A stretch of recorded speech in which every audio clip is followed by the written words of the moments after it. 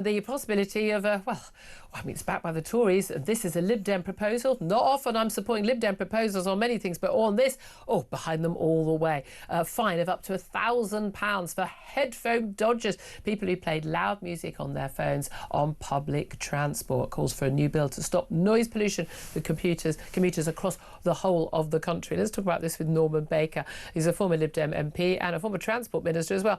Very good morning to you, Norman. Hello, Julia. Nice to see you again. Thank you very much indeed for joining us. What do you make of this idea? Well, look, I mean, there's undoubtedly a problem on public transport and in society generally, actually, of people who are just disrespectful to other people. Yep. And it was the case, I suppose, going back decades, that people behaved in a way that didn't inconvenience other people in public, and now they do. It's not simply loud music on trains, which does exist, but it's also, for example, people arguing very loudly and swearing in front of children. Yeah. It's people who have got mobile phone conversations going on at great volume for a long period of time. So this all comes down to just a disrespect for other people in the environment in which they share. So, the loud music's only one aspect of it. Yeah. I think it's a great pity we have to resort to the statute book. I mean, maybe we do. But I just wish that people would think about other people a bit more. And that's the thing. Is this just bad manners? People just having a loud conversation. People, just again, the feet on seats. It's the loud music, the FaceTiming. Why people feel the need to FaceTime with somebody? You know what they look like. Just have a, this isn't like, I've not seen my child for a year moment. I mean, you're just talking to your mate. Just have a quiet conversation if you need to. And this incessant idea. But so much of it is, when I do tackle it, because I am that sort of busybody, so if someone is playing their music just loud, watching an utterly pointless YouTube video, it's never something urgent. It's never like my child is trapped on a mountain, I'm calling mountain rescue. It's never an emergency, is it? No. Watching some YouTube video at full blast on the train, and if you say, excuse me, would you mind putting your headphones on or turning the volume off? And they look at you like you're completely insane. Like, why would you even think that? And I always think, what's your home life like? Like, because you just think, A, raised by wolves, most likely explanation, and B, just there's this abject, complete lack of understanding that other people exist and that they also have needs and preferences. Yeah, no, you're absolutely right. And I saw for the Lib Dem poll that was carried out that 54% of people wouldn't feel comfortable about asking other people to turn down the music. Yeah. And there's a higher percentage for women, as a matter of fact. Yeah. Now, I mean, I do. I mean, if I'm on a train and it's particularly annoying, I will actually say something. I do so very politely. I said to someone on the train the other day, he was on a mobile phone conversation for 20 minutes, quite loudly. I went over and said, look, excuse me, would you mind being a bit more quiet, because I'm trying to read? Yeah. And I said, if you're going to carry on like that, then you're entitled to do so. There's nothing against it. But if you are going to do that, then please tell me, I'll move to another carriage. Yeah. And the consequence of that was that they kind of apologised and reduced the volume and then switched off the phone. I found a good tactic. Well, I asked politely the first time. Only the first time.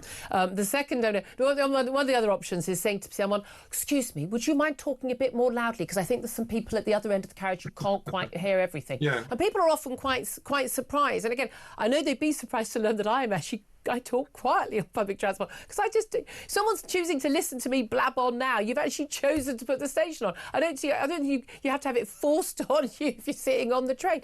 But no. do you think this is the key thing? I think this should be fine. So again, certainly in London transport, it's illegal to drink alcohol, because there's been an issue of people being very drunken and on the public transport. But so much of this is just a whole breakdown of societal norms and values and social cohesion and of authority, because in the olden days, were we to have done this, someone, frankly, usually an older bloke would have gone, oi, stop it. And you'd go, all right, and you might have got a clip round the ear. And I'm not saying we should go around hitting people, although I still think my sniper idea would work.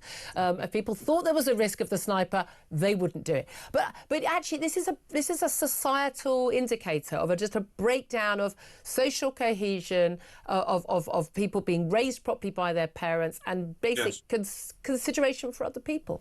It's just totally that. And I must just say, though, in defence of the younger generation, that some of the people who have very loud phone conversations are actually my age or not really far short of my age. So it seems to pervade the society as a whole. My concern about the proposal is one of enforcement, because someone's actually got to capture these people, if you like, and find them.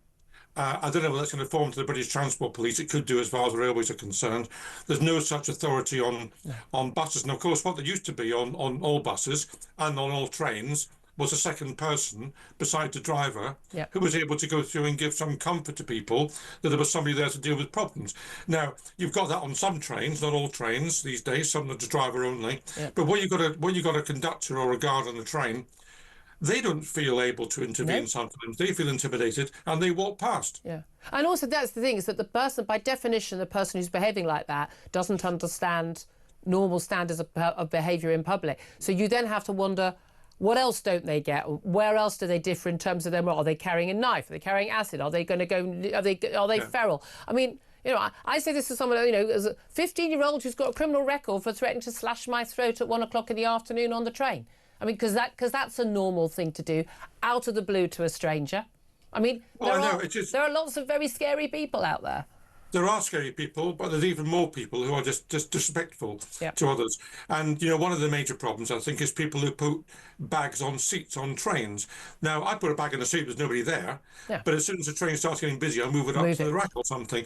And that's just a matter of courtesy to other people. But you see people now who refuse to move their bags, although the people are standing. I had that when I was 8 months pregnant. It was the only free seat, and I asked a man to move his bag, and he said, "Oh, I don't want to put it on the floor." And I said, "Well, I've got a whole other human being inside me. I win." I mean, it was quite the most bizarre exchange I've ever. And I was so obviously heavily pregnant. You know what I think is really sad? That on public transport, many buses and trains, things, they actually have a sign saying, "This, please give up this seat if someone who needs it more than you, carrying a baby, elderly, disabled, or pregnant."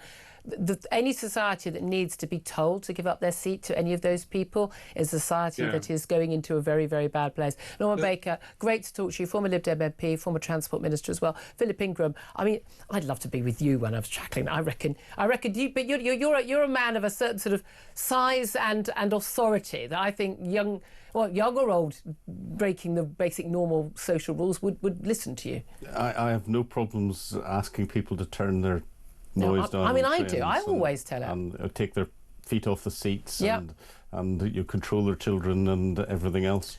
I want to do all train journeys with you from now on. Society should do that. And people should back them up. Yes. I've actually had people say, I go, "So would you mind turning your music down?" And someone else goes, "What's your problem?" "Well, I don't want to hear it." And when it comes then someone has to go at me. I'm thinking, but what have I done wrong here? And when it comes to giving up seats, you know, I was brought up opening doors for women and standing up when adults come into the room. I know it's old-fashioned, isn't it? It really is. But again, do you need to be told to give up your seat to a pregnant woman? I'm sorry, you're just an awful human being.